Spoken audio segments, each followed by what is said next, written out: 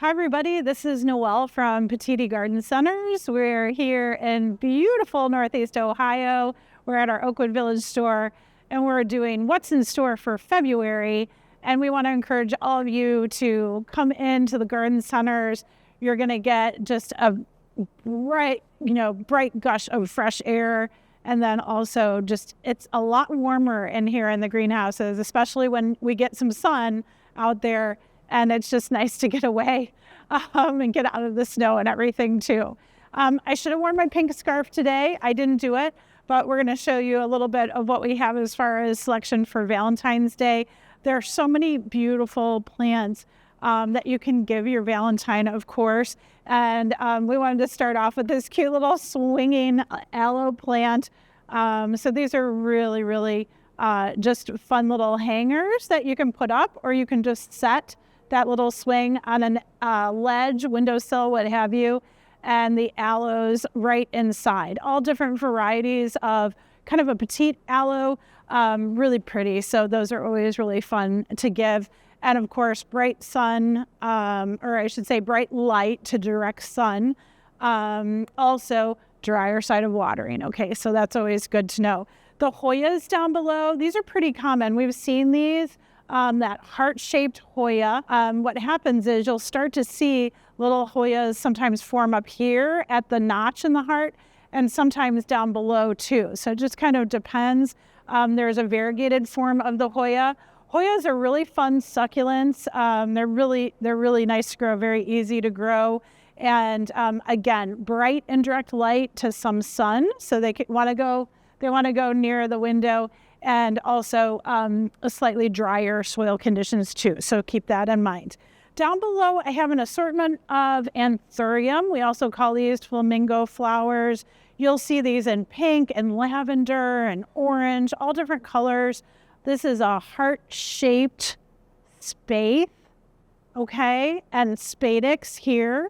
So they are related to the peace lily, but just have a different flower formation, if you will, but really fun. Anthurium are some of the longest flowering plants available and very easy to care for, folks. Again, something that just takes an even amount of moisture to just slightly dry, okay? And the flowers on them will last months. So really a great houseplant, tropical houseplant, that I think everybody can grow inside fairly easily. Just watch for that water, okay? And then this is really cool too. This is a new one for us. This is a primrose. Look at the variegation and really kind of fuzzy foliage there. This one's called Pretty Turtle. It is from Proven Winners Leaf Joy collection. But isn't that cool? Just the foliage is really neat. You're going to look at some bright to medium indirect lighting with this plant. Again, watering, even moisture to just slightly dry. It'll do very, very well for you. But that's just a cool, if you have somebody that's always looking for some, interesting foliage color and texture, that's always really nice. We're going to move around a little bit. You see more of the anthurium. Here's your standard primrose here, all different colors. This one's a tricolor with the yellow eye, the white ring, and the pink petal tips on that one. Really, really nice. Very nice. So that sweet fragrance to the primrose. Those are always great to have around. They do like to be in cool areas, folks, especially inside a home. So cool windowsill is actually a really good place to put them, or a cooler room. They'll last much longer for you in a cooler spot. Bright area, bright indirect light to some sun as well, but they don't like the heat. So keep them away from those heating vents and all those types of things. Keep them average moisture, again, consistent moisture in the soil, and they'll do very, very well. Some air plants and the hot air balloons, that's always really fun too. Just give them some spray misting, every day, every other day. They'll do great, and those are magnetized, so you can just pop them anywhere you want them. And of course, on the fridge is always great. Our Oakwood Village store is really beefed up their tropical display here in the store. So if you haven't visited in a while, please do come by and visit. There are a lot of opportunities to really fill up the house with all different types of tropical foliage plants, everything from snake plants to palms, ficus, all of those good things too.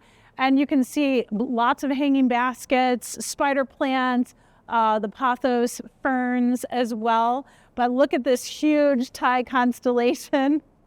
Thai constellation right here is that beautiful variegated monstera. That's a pretty large specimen that we have, or a couple specimens right there, but really, really beautiful variegation on it. Right in the middle here, I wanted to show you this pretty aglaonema, and we also call them Chinese evergreens. Let me push this one back. And this one's called moonstone, but look at the variegation on the leaves.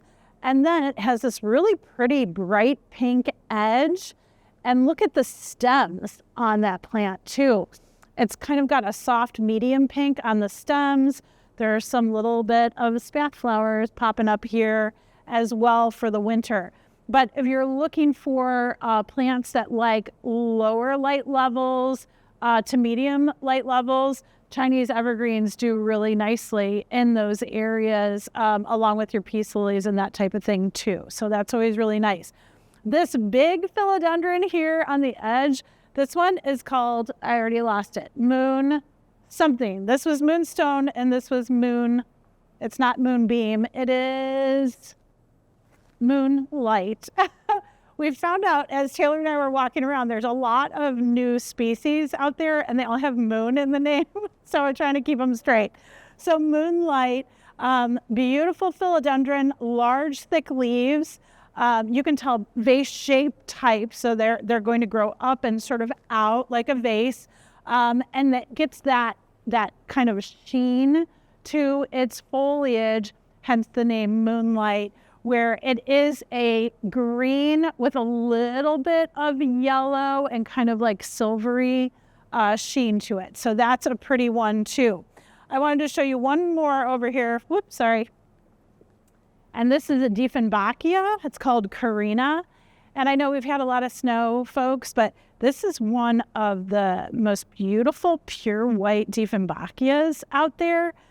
So do check Carina out. She's a really pretty newer variety for us, but my goodness, gorgeous. We also have, of course, for Valentine's Day, a few different exotic plants, but these are really fun. That's a beautiful calla lily, bright pinky red, speckled foliage, very nice again for bright light areas. But again, because it's a bulb, it's a tender bulb for us in Northeast Ohio, keep it on the cooler side and it will bloom much longer for you.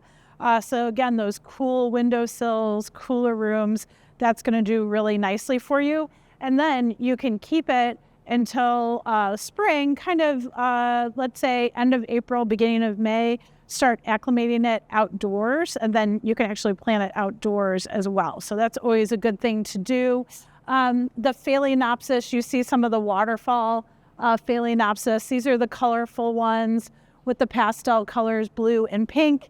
Also, cute little heart-shaped orchids. Those are really pretty, but they have trained, the stems to come up. So it's actually two stems, and it comes up around that heart-shaped frame. So it's just pretty and fun, a little bit different. Again, with your Phalaenopsis orchids, this is their natural bloom time.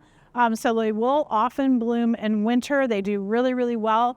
They are one of the lowest light requirement orchids available. They're one of the lowest maintenance available too. You can use ice cubes with these. I always tell folks, like, just a thorough watering in a smaller pot, maybe a quarter cup, maybe a half cup of water, thoroughly water that substrate, let the water come out, and then put it back where you're displaying it and go for an entire week. And then next week, go ahead and repeat. So these guys are real easy. And again, bright indirect light. Love to put these in a northern exposure window because you're getting all of that kind of wraparound light, but there's no direct sun on the plant. So it is perfect for the Phalaenopsis. Little red lipstick never hurts anyone. So that's really great. These flowers are just so pretty at this time of year. They have that real dark sheath here, then the beautiful big red flowers, softer foliage, kind of waxy, so they can take a little bit more drier conditions. They make a really good hanging basket too, so if you need some hanging plants, the lipstick plants are really nice. I'd put them in a bright indirect light to medium, but they're always going to flower better in that bright indirect lighting. And along with lipstick, you could also give your Valentine a croton. We love all of these colors. This is a Petra croton, but look at the reds and the pinks are really coming out right now. And they are actually flowering. So if you've never seen a croton flower, that's what they look like. Small individual clusters of those little white creamy flowers. It was really fun. And when they're done flowering, you can go ahead and deadhead that flower. If you don't care for the flower, you can go ahead and take it off. It won't hurt the plant at all. And your foliage is really colorful. To keep it colorful, remember bright indirect light like the lipstick, and then choose some sun as well to keep those colors in those leaves, okay? So cool. So again, I was talking about hanging plants and lipstick plants, and there is one up here as well, but these are some really cool ones. So in my right hand, this is string of turtles. And as far as the string plants are concerned, so you have a string of dolphins, string of hearts, all those different types of plants. String of turtles is in the peperomia family, and peperomias are pretty easy to grow. So if you are just starting with the strings of things, the string of turtles is a good one to start with. And if you get, the hang of it and growing them, then you can move on to some of the other varieties. But that is such a cute basket, really, really beautiful variegation, very fun. And then this one in my left hand is actually what they call a blue oil fern. It is an unusual fern. And Taylor, if you could just come a little bit closer, it is really hard to pick up on camera, but if in person, if you come and see these blue oil ferns, they are just so cool. They're iridescent, purpley, aqua, blue, and green on their foliage, and they are just really unique, really unusual. Both of these guys are kind of medium, indirect lighting, again, average moisture. This one can probably take a little bit more moisture than, for ferns. You do want to keep them evenly moist. The peperomias can go slightly dry, and they'll do very well for you. But this plant is kind of on the hot plant list, okay? So just be aware, a lot of folks are looking for these blue oil ferns. They're just so unique. And in kind of a metallic or iridescent pot, they would be really cool. For those of us that are not real consistent with watering, maybe a succulent or a cactus is a really good Valentine's Day gift. This one here is a mermaid's tail. It is a euphorbia type succulent that has been grafted on top. So this is a tall euphorbia here, and then they have that mermaid's tail crusted succulent grafted on top there, and they're just so pretty. They're all different colors, variegated, and they have all different shapes, but they're so nice. Right in the middle is a really easy one. It's not an aloe, it's actually called a gasteria. This one is called Little Warty, and when you run your fingers over it, it does have like little bumps over it, but it's really fun, really easy to grow. Lots of little babies coming off, so it can be divided, at this time of year and replanted. And then this cactus that I have right here that I'm trying not to poke myself with, this is called a monkey tail cactus. So if you're looking for just something fun and a little bit different as far as the cactus and succulent family, that might be a fun one to get. So Taylor and I really, we have, kind of searched around the plant area, the house plant area, and we're encountering all these fun new things. So we need to show you. This one in my left hand is actually a monstera, okay? And I already forgot the name of it, Peru. I should remember that. But look at that monstera. I thought it was an anthurium at first, a foliage anthurium. But this one is just really unique, mottled green and dark green, veins, and it's starting to really vine out. Really pretty, really unique texture. So if you have somebody that is into Monstera, take a look at this one. It's really fun. And then this one is actually a pothos or pothos, however you like to say it. It's called Mandula, and it looks like Marble Queen. I'm going to put this one down really quick. It looks like Marble Queen, except foliage is smaller, and the area of white patches and mottling is so much bigger. So I would say sort of an improved Marble Queen. And the foliage, like I said, is not quite as large as a Marble Queen's foliage is, but really fun and a little bit more wrinkled too. So different texture, bolder color, really cool. Now again, with your monsteras, your pothos, your philodendrons, all those guys, they do so well in sort of that medium indirect light category, drier side of watering. They will love that, okay? Very, very easy to grow. So always a good plant to consider. So whoever said that foliage plants didn't have bold, exciting colors? Well, look right through this area. There's plenty of pinks and reds and really fun ones for your indoor plant needs. And again, most of these are really nice. They make nice little office plants or what have you for the desk. So do come in and take a look. I wanted to show you Hypoestes. At this time of year, we have the multicolored, the white, the pink, the red, all in the same pot. These are non-toxic, really, really great for homes. I would say medium indirect light for the Hypoestes, and probably the same thing with Fittonia. Fittonia is known as nerve plant, and Proven Winners Leaf Joy has released so many different colors, the reds, the pinks, really, really beautiful.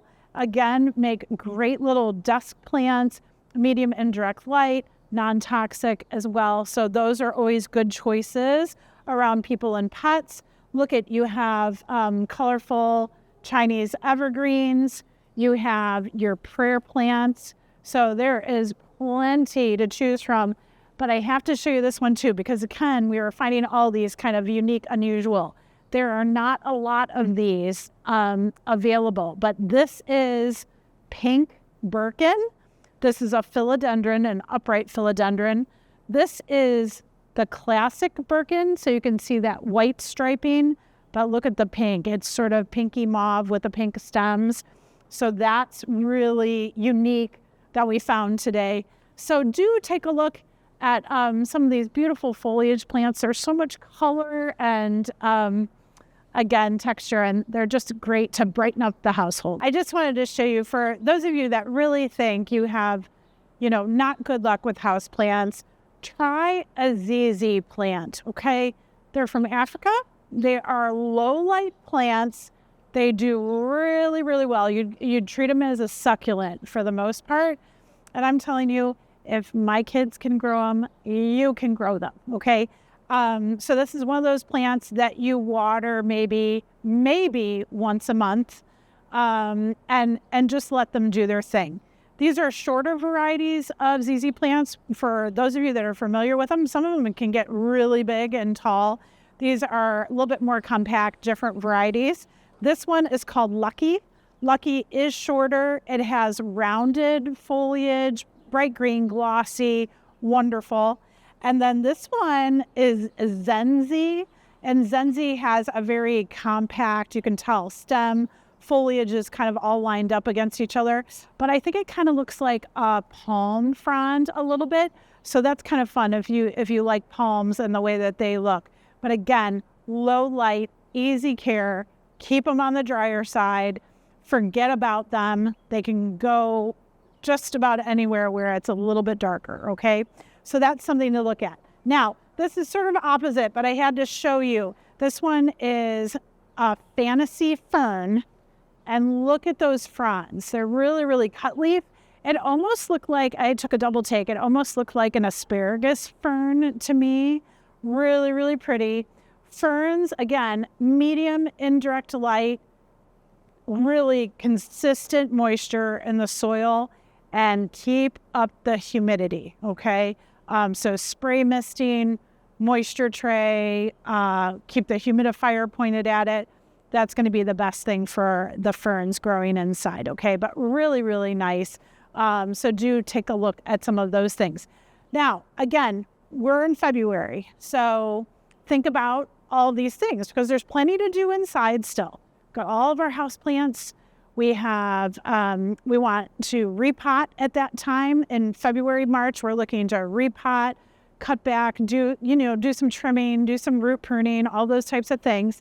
So that's great to do in February. And then how about keeping the birds happy outside? It has been a heck of a winter, so keep your bird feeders full, clean. If you can find a good place where you can put like a bird, why can't I think of it? Bird bath heater. If you can plug it in somewhere and try to keep fresh water available for them, that's always really good for your birds, your feathered friends out there too. So just keep in mind, February is a long month for them. And then the other thing that you can do is seed start. So your cold crops, we can start, really getting our trays prepped and our pots prepped, fill them with soil, get them ready so we can start doing some seed starting indoors. That's always great too. So all of those activities are wonderful ways to stay active. And of course, if you're able and you want to come out and visit any of the Petitti Garden Centers, it's a tropical paradise in here. So if you want to get out and just, get a good breath of air, there's so much oxygen in the stores right now. And when it's sunny, it's just like being on a tropical island. So you can, imagine and just have fun. Okay. So enjoy, everybody.